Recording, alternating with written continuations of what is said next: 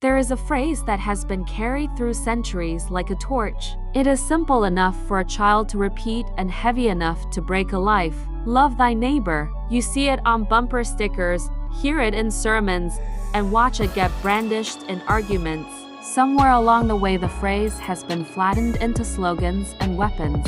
Tonight, we return it to its spine. We will define love by the golden rule: treat others as you would like to be treated. That rule is small, clear, and impossible to live out without cost. Pause and imagine the world if everyone actually lived by that rule.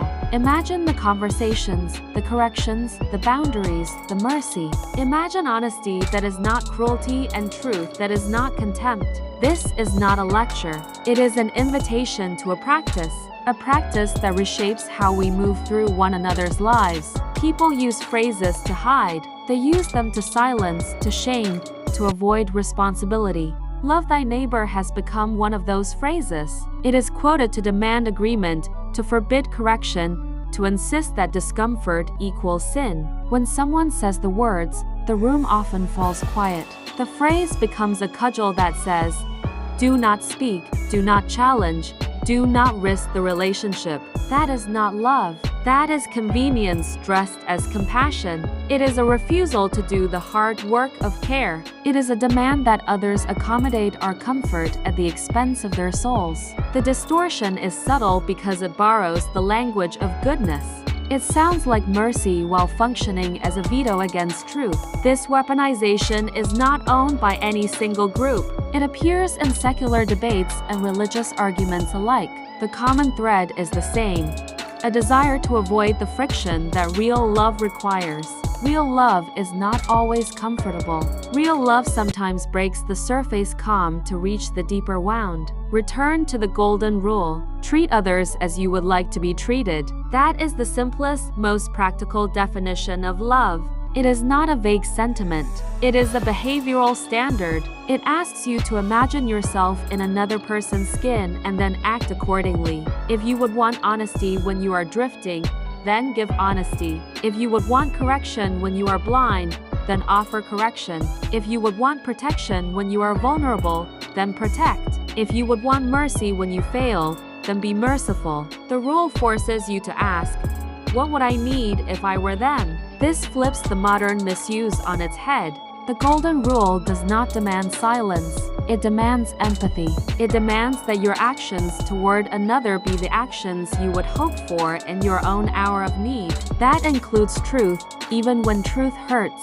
It includes boundaries, even when boundaries disappoint. It includes refusal to enable harm, even when enabling is easier. The golden rule is not a license for judgment. It is a call to responsibility. It is a mirror held up to your own heart. When you treat someone as you would want to be treated, you are not asserting moral superiority. You are practicing the humility of imagining your own frailty and responding with the care you would hope to receive. Honesty is often framed as bluntness or cruelty, but honesty, when guided by the golden rule, is an act of love. Consider the person you would want beside you if you were making a destructive choice. You would want someone who cares enough to speak.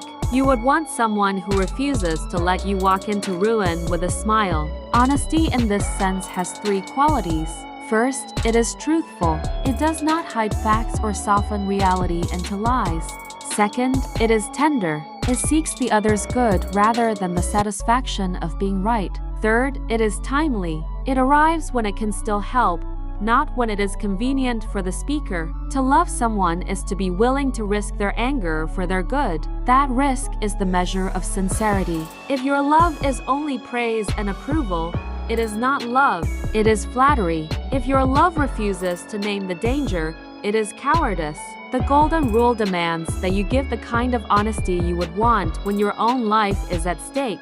Honesty also requires listening. You cannot speak truth into a life you do not understand. The golden rule asks you to imagine yourself in another's place. That imagination begins with listening. It begins with asking what they fear, what they hope for, what they do not yet see. Only then can your honesty be shaped into something that heals rather than wounds. What does this look like in ordinary life?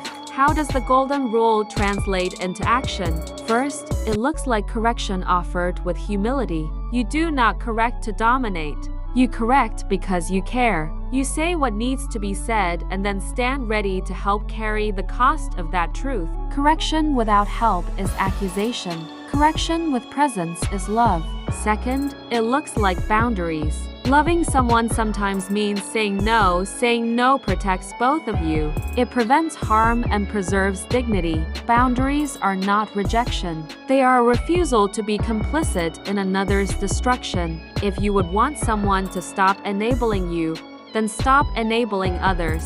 Third, it looks like mercy. When someone repents, love forgives. Forgiveness is not forgetting. It is a deliberate act of grace that frees both parties to move forward. The golden rule asks you to forgive in the way you would hope to be forgiven, not to erase consequences, but to release the debt in your heart. Fourth, it looks like presence. Love shows up. It sits in the hospital room. It answers the late-night call. It brings food. It listens without offering immediate solutions. Presence is the language of solidarity. If you would want someone to stay with you in your dark hour, then stay with others in theirs. Fifth, it looks like courage. Love sometimes requires confrontation with systems and people that harm the vulnerable. To love your neighbor is to stand for the weak, to speak for those who cannot speak, to refuse to let injustice pass.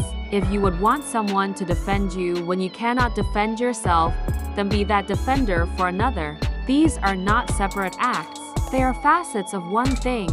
Treating another as you would want to be treated. Each choice is measured by that standard. Each moment asks, would I want this done to me? The golden rule is simple but costly.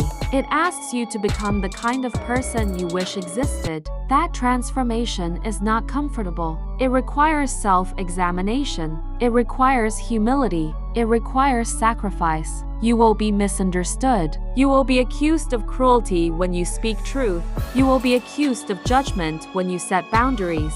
You will be rejected by those who prefer the safety of flattery. These are the predictable costs. But there is a deeper cost. You must be willing to be changed by the very role you apply. Treating others as you would want to be treated forces you to confront your own failures. It asks you to accept correction. It asks you to receive mercy. It asks you to be honest with yourself. This reciprocity is the moral engine of the golden rule. It is not a one-way street. It is a covenant of mutual dignity. When you live by it, you invite others to live by it too. You create a culture where truth and tenderness coexist. Consider a few hard examples. A friend is spiraling into addiction. The easy path is to avoid the conversation, to preserve the pleasantness of the relationship. The loving path is to speak, to set limits, to help them find help. That path may cost the friendship in the short term, but it preserves the person in the long term. A neighbor holds a harmful belief that harms others. The easy path is to shout them down or to pretend the belief does not matter. The loving path is to engage with patience, to ask questions, to offer reasons, and to refuse to celebrate harm. That path may be slow and frustrating, but it honors the neighbor's humanity. A public debate trades truth for applause. The easy path is to perform.